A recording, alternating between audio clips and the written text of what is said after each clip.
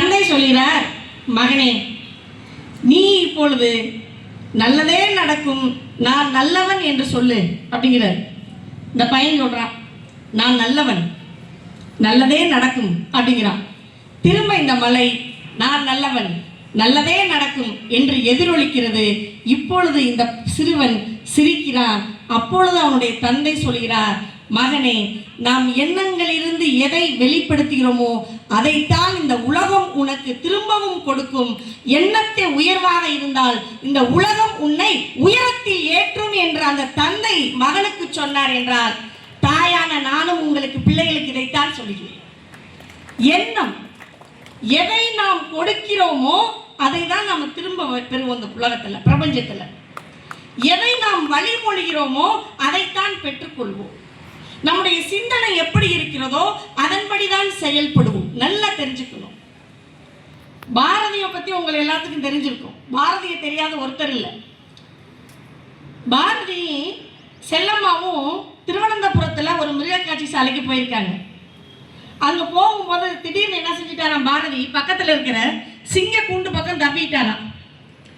தப்பிட்டு அங்க போய் நின்றுக்கிட்ட என்ன செஞ்சிருக்காரு இவரு, ஏ காட்டுராஜனே, கவிராஜன் வந்திருக்கேன், எழுந்து வணக்கம் சொல் அப்படின்னாராம். எப்படி இருக்கும்?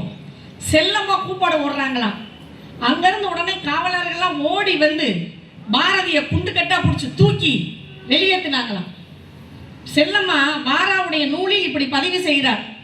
செல்லம்மா இந்த தகவலை சொன்னதாக வாரா அவர்கள் பதிவு செய்கிறார். சொல்லிவிட்டு செல்லம்மா சொன்னார்களாம், அப்புறம்தான் உற்று பார்த்தேன், அந்த கூண்டில் கதவு பூட்டப்படவில்லை, திறந்தே இருந்தது என்று செல்லம்மா பதிவு செய்தார்களாம். யோசிச்சு பாருங்க.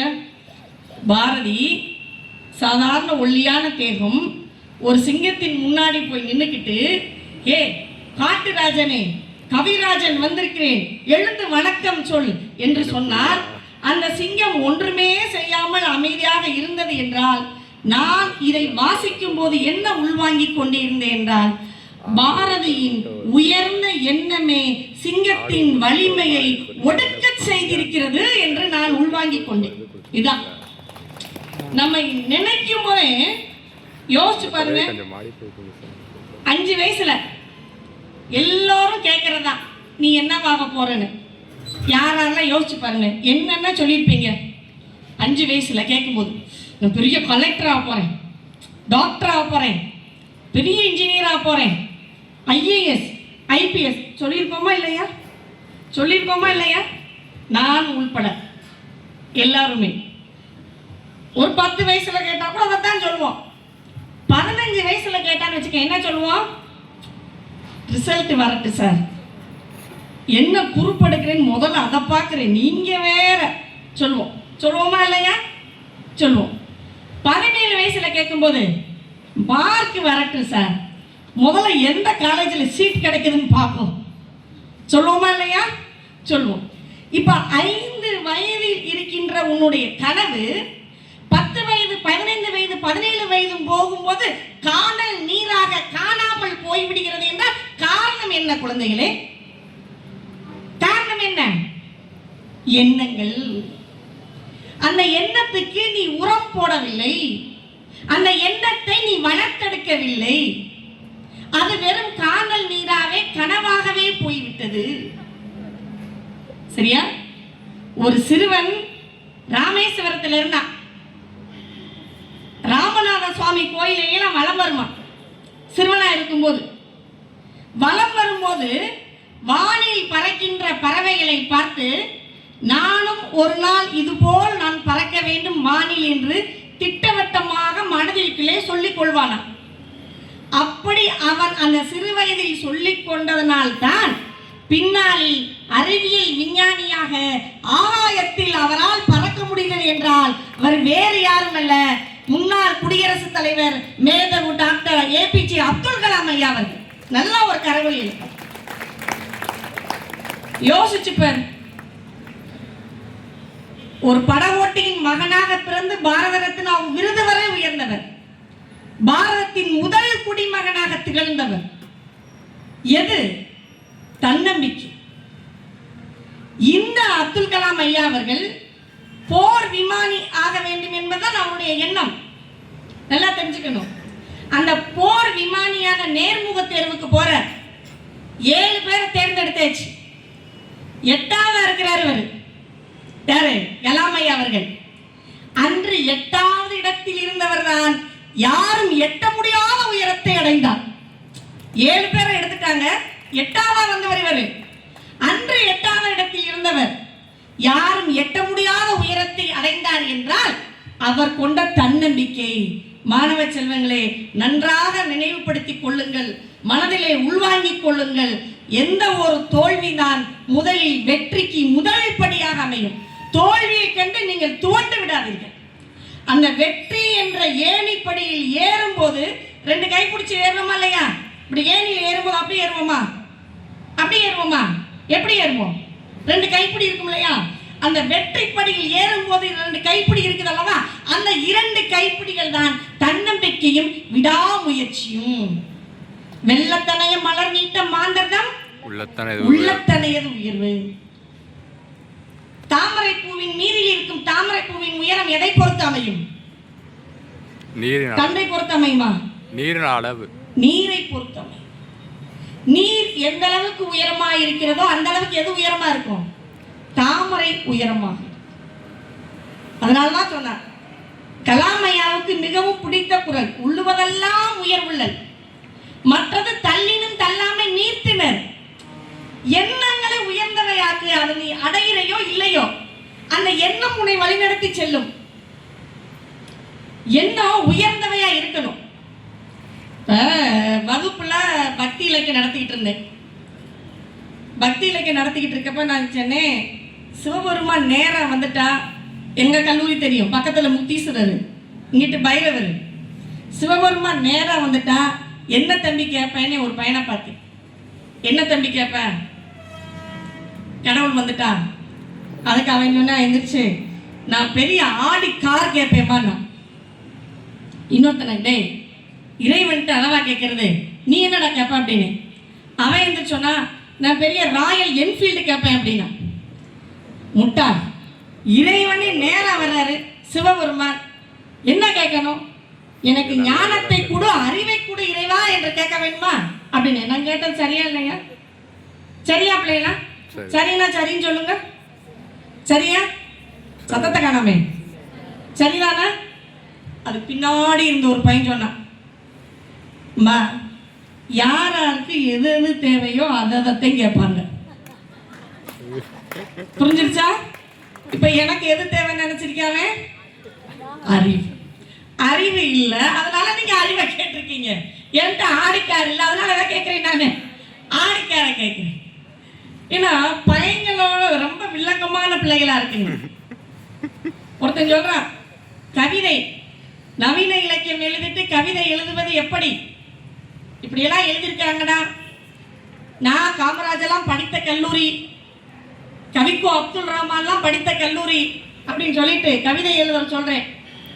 மிக வேகமா ஒரு பையன் எழுந்திரிச்சு கவிதை சொல்றான். ரொம்ப அழகான கவிதை. அங்க இருக்கிற ஒரு பிள்ளை பேரு எலிசா. இங்க யாரும் இல்லையே எலிசான்னு? இல்லை இல்ல. அவன் சொல்றான், கண்ணே எலிசா, உன் காலையில் என்ன கொலுசா? உன்னை பார்த்து உருகிறேன் ஐஷா, ஓடி போவோமா? நல்ல பிள்ளைய கைதட்டு. ஓடி போவோமா? நான் அதுக்கு சொல்லல, தப்பா நினைச்சிடாதீங்க. நீங்க சொன்ன வார்த்தைக்கு சொன்ன எதுகை மோனையா நைசா. எனக்கு முதல்வர் வேற உட்கார்ந்து இருக்கிறாரு, என்னமா பேச கூப்பிட்டா ஓடி போவோமா உடன்போக்கெல்லாம் நீ சொல்லிக்கிட்டு இருக்கேன்னு சொல்லிடப்பாரு. அந்த பிள்ளை அந்த பையன் அடுத்தடுத்து சொல்றேன், கண்ணே எலிசா, உன் காலையில் என்ன கொலுசா? எதுகை மோனை வேணும்னு சொன்னானே அவன் சொல்றேன் பாரு, உன்னை பார்த்து உருகிறேன் ஐசா, ஓடி போவோமா நைசா. இது நம்ம பிள்ளை, அது ரொம்ப அறிவான பிள்ளை. அந்த பிள்ளை சொல்லுச்சு, பாக்கெட்ல இருக்கா பைசா. பிள்ளை பிள்ளை எல்லாம் தப்பா இடம் போட்டுறாதீங்க தம்பி, ரொம்ப உஷாரா இருந்துக்கங்க சரியா? பாக்கெட்ல இருக்க பைசா. ஏன்னா இன்னைக்கு இன்றைய இளைஞர்களின் போக்கு அப்படித்தானே போய்கிட்டு இருக்குது, அப்படித்தானே போய்கிட்டு இருக்குது. ஆனா இந்த காலகட்டத்தில் நாம் எதை நோக்கி போய் கொண்டிருக்கிறோம்? இளைஞர்களின் பொழுது போக்குவதற்காக இருக்கக்கூடாது. மாணவ செல்வங்களே, இளைஞர்களின் பொழுது ஆக்குவதற்காக இருக்க வேண்டும். பொழுது போக்குவதற்காக இருக்கக்கூடாது, பொழுதனை உருவாக்குவதற்காக இருக்க வேண்டும். அப்படித்தான் இளைஞர்கள் இருக்க வேண்டும். அதனால்தான் விவேகானந்தர் சொல்றார், 100 இளைஞர்களை கொண்டு வாருங்கள், நான் இந்தியாவை மாற்றி காட்டுகிறேன் என்றால் இந்த இளைஞர்களின் பொழுது வீணாக கூடாது, உருவாக்க வேண்டும். நல்லா தெரிஞ்சு இந்த தன்னம்பிக்கை விடாமுயற்சி சொன்னேன். 2 தவளை இருந்துச்சு. இந்த தவளை என்ன செஞ்சுச்சுன்னா தாவி தாவி குதிச்சுக்கிட்டே இருந்துச்சு. குதிச்சுக்கிட்டே இருந்த தவளை என்ன செஞ்சிருச்சு, பக்கத்துல இருக்கிற தயிர் சட்டியில விழுந்துருச்சு. ஒரு தவளை என்ன செஞ்சு, ஐயோ செத்தே அப்படின்னு வரைச்சிருச்சு. இன்னொரு தவளை என்ன செஞ்சிச்சு, கையும் காலையும் விடாம உதைச்சுக்கிட்டே இருந்துச்சு. விடாமல் உடைக்க உடைக்க உதைக்க அந்த தயிரில் இருந்த வெண்ணெய் சிறிது சிறிது சிறிது சிறிதாக திரண்டு பெரிதாக பந்து போல் மேலே வந்தது.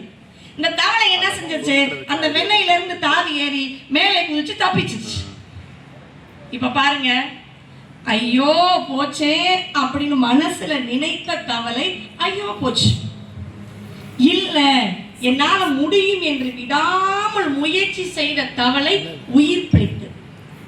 இதுதான் லாஜிக். நல்லா மனசுல வச்சுக்கணும். முயற்சி என்பது என்ன? முயற்சி என்பது என்ன? டிஎன்பிசில ஒரு குரூப் 2 குரூப் எழுதிட்டு ஒரு தடவை 2 தடவை அட்டெண்ட் பண்ணிட்டு ஐயோ போயிடுச்சு அவ்வளவுதான் சொல்றதா? முயற்சி என்பது முடிந்தவரை செய்வதல்ல. நல்லா தெரிஞ்சுக்கணும். முயற்சி என்பது முடிந்தவரை செய்வதல்ல. முயற்சி என்பது மூச்சிருக்கும் வரை செய்வது. மூச்சிருக்கும் வரை செய்வது. குறுந்தொகையை படிக்கும் போது பூவேசாவுக்கு 80 வயசு. 80 வயசுல நல்லா உட்காந்து எதையாச்சும் வச்சற கஞ்சி கிஞ்சி குடிச்சிட்டு சாய் நாற்காலியில் உட்காந்து ஏதாச்சும் கேட்டுட்டு உட்காந்துருக்கலாம். ஆனா அவருக்கு என்ன ஆர்வம்? தமிழ் மேல். அந்த ஆர்வத்தில் விளைந்தவர்கள் தான் நாம் இன்று இந்த நூல்களை எல்லாம் படித்துக் கொண்டிருக்கிறோம். மாணவ செல்வங்களை என்னால் முடியல என்று சொல்லக்கூடாது ஒரு நாள். முயற்சி என்பது முடிந்தவரை செய்வது அல்ல. என்னால முடிஞ்ச வரை செஞ்சு பார்த்து சொல்லாத. உன் மூச்சு இருக்கு, இந்த உலகத்துல நீ இருக்கிற, மூச்சு இருக்கும் வரை செய்வதான் முயற்சி. 22 வயசுல ஒருத்தருக்கு வியாபாரத்துல தோல்வி. நல்லா தெரிஞ்சுக்கணும். 24 வயசுல சட்டமன்ற தேர்தலில் தோல்வி. 26 வயசுல நரம்பு தளர்ச்சி. 27 வயசுல மனைவியை இழந்துட்டார். 34 வயசுல சட்டமன்ற தேர்தலில் தோல்வி. 45 வயசுல ஆட்சிக்குழு உறுப்பினர் தேர்தலில் தோல்வி. 47 வயசுல சட்டமன்ற தேர்தலில் தோல்வி. எத்தனை தோல்வி? என்னங்களா 8. 49வது வயதில் துணை ஜனாதிபதி தேர்தலில் தோல்வி. 52வது வயதில் ஜனாதிபதி ஆகிறார் அந்த மனிதர் என்றால் அவர்தான் முன்னாள் அமெரிக்க ஜனாதிபதி ஆபிரகாம் லிங்கன் அவர்கள். வரலாற்றை எடுத்து படித்து பாருங்கள். மனத்தில் அவன் நம்பிக்கை கொள்ளாதே, அகத்தில் நம்பிக்கை கொள். அவன் நம்பிக்கை கொள்ளாதே. ஒரு குறும்பா. நல்லா தெரிஞ்சுக்கணும். ஈரோடு தமிழன் மிக அழகான ஒரு கவிதை எழுதியிருப்பார். 10வது முறையாக பூமியில் விழுந்தவனை பார்த்து பூமி தாய் முத்தமிட்டு சொன்னான், 9 முறை விழுந்து எழுந்தவன் அல்லவா நீ. 10வது முறை விழுந்துட்டான். அப்ப அந்த பூமி தாய் சொன்னானா, 9 முறை விழுந்து எழுந்தவன் அல்லவா நீ என்று. மாணவ செல்வங்களே, படுத்து கிடப்பவனுக்கு பகலெல்லாம் பாய்தான். படுத்து கிடப்பவனுக்கு பகலெல்லாம் பாய்தான். எழுந்து நடப்பவனுக்கு இரவெல்லாம் சூரியன். இரவெல்லாம் சூரியன். எதை நோக்கி நாம் போய்கொண்டிருக்கிறோம்? யோசிச்சு பார்க்கணும். நம்ம ஒவ்வொருத்தரும் என்ன லட்சியத்தை வச்சிருக்கோம், என்ன படிச்சுக்கிட்டு இருக்கோம், எதுக்காக கல்லூரியில் சேர்த்து விட்டுருக்காங்க, என்ன படிச்சுக்கிட்டு இருக்கோம், எதை நோக்கி நம்முடைய பாதை போய்கொண்டிருக்கிறது யோசிச்சுப்பாங்க. ஒரு கடற்கரையில பலூன் வித்துக்கிட்டு இருந்தார் ஒருத்தர். அந்த பலூன்ல வண்ண வண்ண பலூன், பச்சை, ஊதா, சிவப்பு, ஆரஞ்சு கலர் கலராக இருந்தது. ஒரு சிறுமி, அவள் நிறம் கொஞ்சம் கருப்பு. அந்த சிறுமிக்கு அதுவே ஒரு தாழ்வு மனப்பான்மை, நம்ம கருப்பா இருக்கிறோமே அப்படின்னு. அந்த சிறுமி அந்த பலூன் விற்கிறவர்கிட்ட போய் கேட்கிறா, ஏன் இந்த கலர் கலரா இருக்கிற பலூனே காத்துல பறக்குமா, கருப்பு பலூன் விடவே இல்லை. எங்கேயாச்சும் பார்த்துருக்கீங்களா விட்டு? இல்லை, அது வேற எதுக்கு விடுவாங்க, சரியா? இங்க கேட்கிறா, ஏன் இந்த கருப்பு பலூன் பறக்காதா அப்படின்னு கேட்கிறா. உடனே அந்த பலூன் கடைக்காரர் சொன்னார், பலூன்கள் பறப்பது கலர்ல இல்ல, உள்ள இருக்கிற காற்றினால். அப்ப அது உயரை பறப்பது, பலூன் பறப்பது வண்ணங்களால் அல்ல, நம் மனதில் இருக்கின்ற எண்ணங்களால். நல்லா தெரிஞ்சு, வண்ணம் பெரிதல்ல, குஞ்சி அழகும் கொடுந்தானை கோட்டல் அழகும் மஞ்சள் அழகும் அழகல்ல, மாந்தருக்கு கல்வி அழகே அழகு. எப்ப போனாலும் அழகு எது? கல்வி அழகுதான். இதே மாதிரி இருப்போமா? எப்பொழுதும் அப்படியே இருப்போமா? முதலாம் ஆண்டிலே இருப்போமா? இரண்டாம் ஆண்டிலே இருப்போமா? மூன்றாம் ஆண்டிலே இருப்போமா? நாட்கள் போகும். அப்ப நம்ம கடந்து வந்த பாதை, படித்த கல்வி எதை நமக்கு கற்றுக் கொடுக்கும்? நல்லா யோசிச்சு. ஒரு பின்னாடியே ஒரு பையன் ஒரு பொண்ணு பின்னாடியே போய்கிட்டே இருந்தா. நான் பார்த்தேன். பார்த்தோன்னே கோவம் வந்துச்சு. எப்பயுமே நம்ம வந்து கோவத்தை, அநீதியை கண்டா பொங்கி எழுந்துருவோம்ல, அது மாதிரி கூப்பிட்டேன் அவனை. டே, அறிவு இருக்கடா, படிக்கிற வயசுல இது என்னடா? அந்த பிள்ளை வயசுல ஓ வயசு என்ன? அந்த பிள்ளை +2 படிக்குது, நீ 9th படிக்கிற. பின்னாடியே போய்கிட்டு இருக்கேன், தாய் கிழவி படத்துல மாதிரி. வீட்டுக்கு மாப்பிள்ளைய போடா வாடாலாம் கூப்பிடக்கூடாதுங்க அந்த படத்துல. அவன் என்ன, நீ 9th படிக்கிற, +2 படிக்குது, என்னடா நான் போடா அப்படின்ட்டு வேகமா போயிட்டான். கோவம் அவனுக்கு. என்னை பார்த்தாலே முறைச்சிக்கிட்டே இருந்தேன். பையன் தெருவில் இருக்கிற பையன் முறைச்சிக்கிட்டே இருப்பான். திடீர்னு ஒரு நாள் வேகமா என்னை பார்த்துட்டு ஓடி வந்தான். என்னடா, எப்ப பார்த்தாலுமே நம்ம பார்த்தா பதுங்குவானே இந்த நாய், இன்னைக்கு நம்மளை நோக்கி ஓடி வருதேன்னு எனக்கு பதுங்கினேன். நான் பதுங்கினேன். ஓடி வந்தவன் என்ன செஞ்சான், வேகமா ஒரு லெட்டர் எடுத்து என்கிட்ட கொடுத்தான். நிஜமாலுமே நம்புறீங்களா இல்லையா? அந்த பிள்ளை சொல்லுது, நம்புறோம்மா, காதல பூச்சுத்தாதீங்க. கொடுத்தான். எனக்கு பயமாயிடுச்சு. நான் அக்கம் பக்கம் சுத்தி பார்த்துட்டு டக்குன்னு பேப்பரை வாங்கினேன். பேப்பரை வாங்கிட்டு வேகமா போய், யாரும் இருக்கக்கூடாது, என்ன எழுதி வச்சிருக்கோம் இந்த நாயிட்டு வேகமா பேப்பரை எடுத்து படிக்கிறேன். அதில் எழுதியிருக்கிறான், கதிர்விட்டு கிளம்பும் என் காதலை பார்த்து எதிர்விட்டு எருமைக்கு ஏன் இந்த எரிச்சல். இது நல்லா இருக்கே, தீபாமா தெரியாத மாதிரி. எருமை யாரு மேடம்? அதை நான் வாயில சொல்லணுமா? எனக்கு கோபத்தை காட்டிலையும் கொஞ்சம் சிரிப்பு வந்துச்சு. எப்படி ஒரு கவிதை நயம் வரி எழுதியிருக்கான் பாரு அப்படின்னு. உண்மையிலேயே சொல்றேன், அவனை கூப்பிட்டு பாராட்டினேன். அவங்க அம்மாட்ட சொன்னேன், நல்ல கவிதை எழுதுறான் பிள்ளை, பெரிய கவிஞனா வருவான்னு ஒரு வார்த்தையும் சொன்னேன். அவனுக்குள்ள இருக்கிறவங்கள்ட்ட சொன்னேன், நல்ல கவிதை எழுதுறான் அப்படின்னு சொன்னேன். மறுநாள் இருந்து பேப்பரும் வேணாமா தெரிய ஆரம்பிச்சிட்டேன். அந்த பிள்ளை எதை பார்த்தாலும் கிறுக்கிறது. இன்று சினிமா துறையில் அவன் அந்த பாடலாசிரியர் வரிசையில் அவன் பாடல்களை எழுதி கொண்டிருக்கிறான். இது உண்மை என்றால் யோசிச்சு பாருங்க. ஒரு ஆசிரியர் செய்ய வேண்டியது என்னன்னா, செதுக்கிறது. தட்டவே கூடாது. ஒரு ஆசிரியர் என்ன செய்ய வேண்டுமோ அவனை கூப்பிட்டு ஒரு சிற்பி போல அவனை செதுக்க வேண்டும். எதையெல்லாம் நீக்க வேண்டுமோ நீக்கிவிட்டால் அந்த சிற்பி அழகாக தெரியும், அந்த சிலை அழகாக உருப்பெறும். அதுபோல ஒரு ஆசிரியர் அதைத்தான் செய்ய வேண்டும். நல்லா தெரிஞ்சுக்கங்க. ஒருத்தர் ஒரு ஆய்வுக்கூடம் வச்சு நடத்திட்டு இருந்தார். நிறைய கண்டுபிடிப்புகள்லாம் கண்டுபிடிச்சு திடீர்னு ஒரு நாள் அந்த பெரிய ஆய்வுக்கூடம் தீப்பிடிச்சு எரிஞ்சிருச்சு. கண்டுபிடிப்புகள் பூரா எரிஞ்சிருச்சு. எப்படி இருக்கும் நம்மளுக்கு? சிரிப்போமா அழுவோமா? எப்படி பிள்ளைகளா இருக்கும் நம்மளுக்கு? அழுவோம். நீ ஒரு அசைன்மெண்ட் எழுதுற, உட்காந்து எழுதுற, அவங்க தங்கச்சியோ தம்பியோ உங்க அம்மாவோ தண்ணியை தட்டி விட்டுறாங்க, காப்பியை கொட்டி விட்டுறாங்க, உனக்கு எப்படி இருக்கும்? கத்துவ, இன்னமும் உனக்கு அப்படின்னு 4 பக்கம் எழுதுறதுக்கே உனக்கு இவ்வளவு கோவம் வருதுன்னா எத்தனை கண்டுபிடிப்புகள், எத்தனை நாட்கள் அவர்கள் முயற்சி செய்த கண்டுபிடிப்புகள் எல்லாம் தீக்கிரையாகி விட்டன. அவர் என்ன செஞ்சார் தெரியுமா? 1914 நடந்தது. அவர் என்ன செய்தார் தெரியுமா? ஆண்டவரே உமக்கு எனது நன்றி அப்படின்னார்.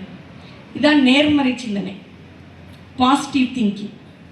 ஆண்டவரே உமக்கு நன்றி, ஏனென்றால் நான் செய்த கண்டுபிடிப்புகள் எல்லாம் சரியல்ல, நான் குழம்பிக் கொண்டே இருந்தேன், இது சரியா இது தவறா என்று, எதுவும் சரிவல்ல என்று நீயே ஒரு தீர்ப்பை எழுதிவிட்டாய், ஆண்டவரே உமக்கு நன்றி அப்படின்னு ஒரு புது உற்சாகம் பிறந்தது.